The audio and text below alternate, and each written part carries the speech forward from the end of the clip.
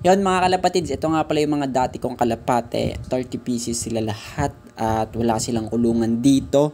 Homeless na homeless sila. Kung gusto nilang rumonda, roronda. At kung walang pagkain, walang makakain. At pumupunta to sa palayan.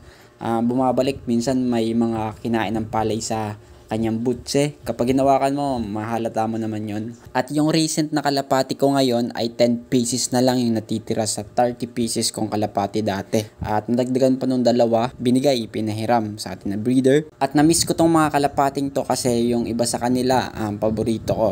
Nawala lang at nadagit ng iba.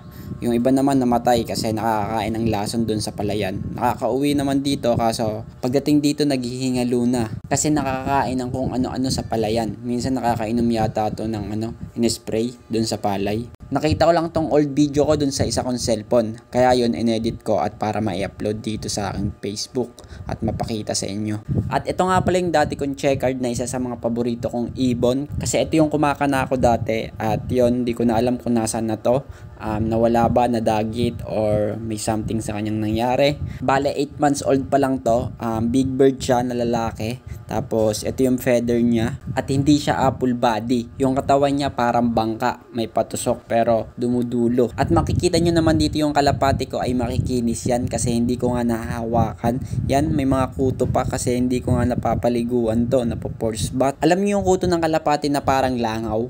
Ganun yung makikita mo sa mga kuto nila. At maiilap yan mga yan. Maaamo lang kapag gutom. At ganito ako mag-vlog dati. Panoorin nyo. Natandaan na talaga yung ibigyan nyo, popcorn na. Pero yung mga maliliit na ilong, bata pa yan. Tapos habang tumatanda, lumalaki din yung ilong.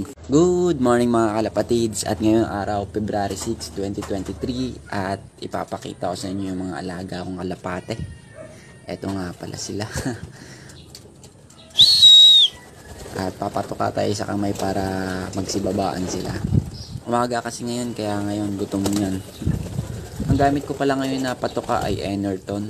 Yung pagkain ng manok. Hindi ako nakakabili ng pliers kasi napakamahal ng pliers. Mga 39 yung kilo. 39 yung kilo dito sa amin. Yung Enerton, 38. Ganyan.